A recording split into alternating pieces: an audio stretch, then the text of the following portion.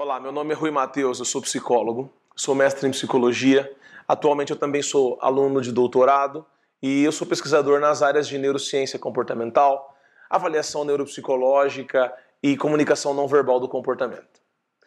Aqui no Instituto Paulista de Estudos Bioéticos e Jurídicos, eu sou professor dos cursos de Criminal Profiling, Psicologia Jurídica e Criminologia.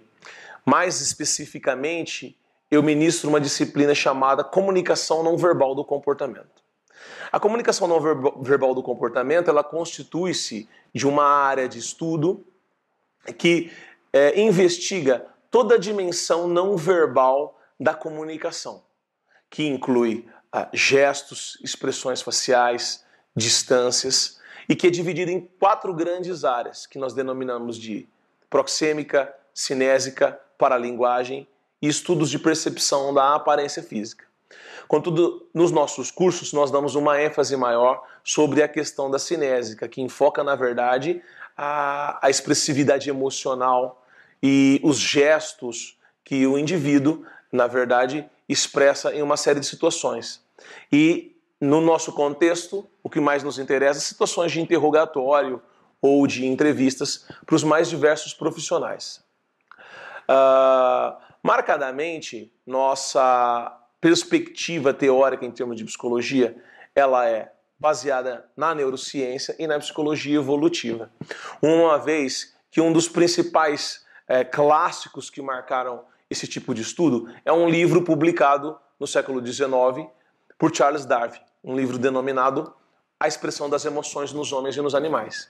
Além da origem das espécies, o Darwin também precisou publicar, inclusive para sustentar a sua grande tese, livros que fossem complementares e que dessem uma sustentação para uma série de afirmações que ele elaborou no referido livro. Marcadamente, então, após a obra A Expressão das Emoções nos Homens e nos Animais, posteriormente, pesquisadores, ao longo de todo o século XX e nesse início do século XXI, continuaram, então, desenvolvendo estudos que seguiam naquela orientação e intuição darwinista.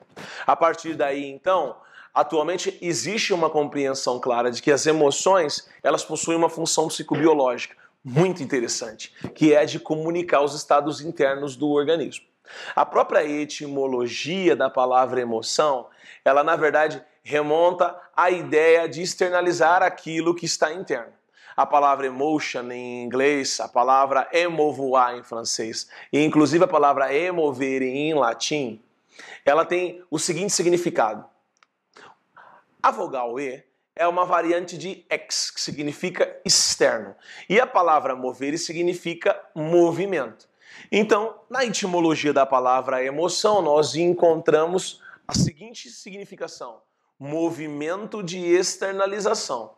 A ideia sugere, então, que as emoções elas têm a função de comunicar aquilo que é interno ao organismo.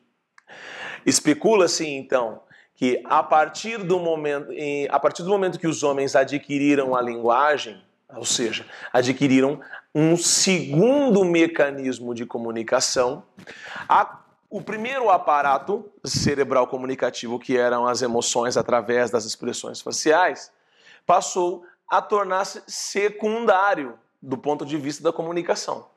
Então, a partir daí, há um conjunto de estudos que acaba demonstrando que decodificar e perceber a mensagem não verbal que um indivíduo comunica, às vezes sem saber que faz isso, né, permite que a gente possa descortinar algumas incongruências emocionais que podem revelar pistas de simulação.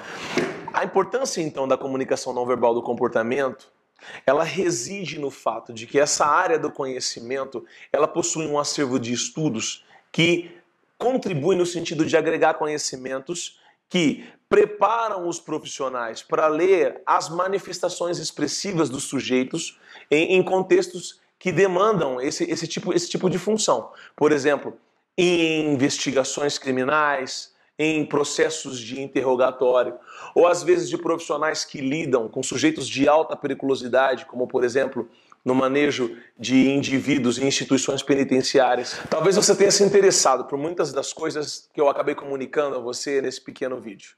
você tenha ficado curioso e queira saber mais a respeito das emoções, a respeito do quão é importante nós aprendermos a ler as pessoas de uma maneira mais refinada. Contudo, é importante dizer que o estudo sério científico, ele requer a sua contextualização no contexto total do comportamento. E os indícios, aqui resumidos e referidos, eles são apenas uma pequena amostra do que a psicologia experimental e a comunicação não verbal do comportamento vem pesquisando no campo de percepção e pesquisa sobre a mentira. Bem, é com enorme satisfação, então, que como professor e como coordenador do Laboratório de Análise Comportamental, eu convido você a vir nos conhecer e quem sabe a gente possa trabalhar juntos. Até breve.